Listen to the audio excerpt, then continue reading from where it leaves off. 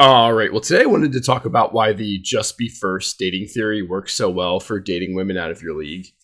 So I know this couple who had actually gotten married when they were both 19 years old. They knew each other growing up and had met at the church they both went to. Her dad was like a pastor at the church, and his family was heavily involved in the church as well. I don't know if their parents set them up in the church, but I know they started dating when they were both like freshmen in high school. They're the type of couple you would clearly notice on the street because there's a massive discrepancy in their looks. Objectively speaking, I would give this guy like maybe being nice, like a 4 and a 4.5 out of 10, maybe a 5 if I was being really generous. And I would give this girl like a 7 or 7.5 out of 10. And I'm being as objective as possible here on every front.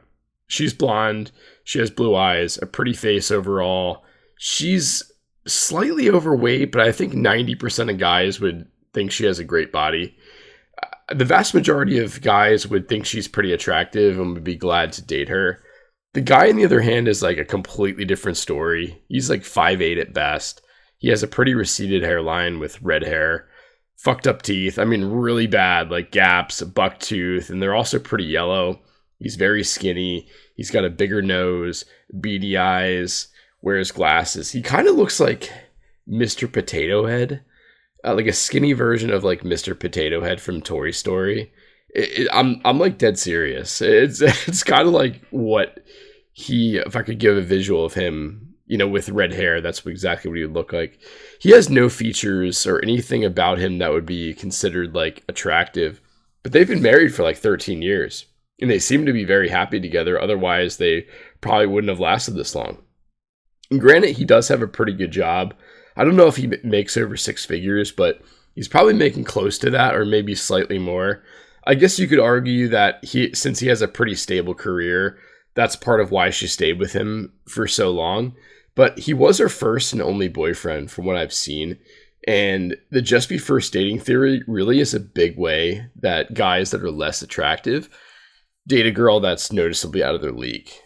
I think a major part of why that is, when you're a girl's first kiss, or you're the guy she lost her virginity to, definitely more so on the virginity side.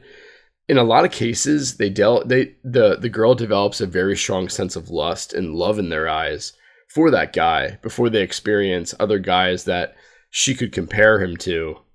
So when a girl is younger and has her first boyfriend, she doesn't really understand the concept of sexual market value, and they don't really realize how attractive they are on a grand scale and how many options of guys they really have, especially like back in the 90s, like growing up in the 90s where, TikTok, Instagram, Snapchat, these things weren't a thing. So a lot of the time, those girls, they just don't realize like how attractive they are at the end of the day. And because that guy was, her first, when a girl loses her virginity to a guy, even if the guy was not nearly as attractive as her, that guy still leaves like an imprint on her that causes her to stay with him long term, despite her being able to, have more attractive men.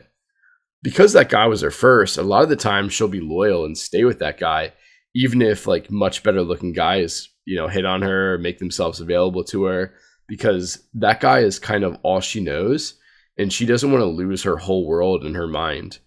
If a guy is their first boyfriend, they'll also tend to have gone through life together in a lot of ways, and they've, gone through different milestones together, like graduating high school, turning 21, graduating college together, getting their first jobs, buying a house, getting married, and that's all they really know is that one guy because that girl has never had another boyfriend.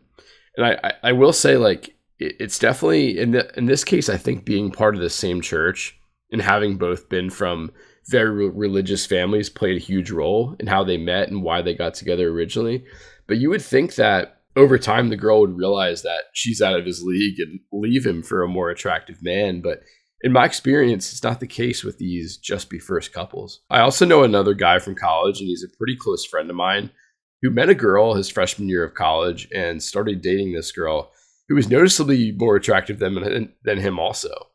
I would say she's objectively like a 7 on the look scale, and I'd give him like a 5 at best. Like, she has a pretty face, great body, dark hair, great complexion, and the vast majority of men would agree. The one thing he has going for him is he's slightly on the taller side. He's about 6 foot, but I wouldn't say he's like particularly good looking. He has a bigger nose, kind of like bug eyes with, noticeable big eye bags, and a scraggly beard most of the time, and isn't in particularly great shape either. But he was her first boyfriend, and I think he just met her looks threshold. He's a really funny guy. He's very outgoing. He's pretty charismatic. So I think those things helped a bit, but she found him attractive enough to, have given him a chance and dated him initially.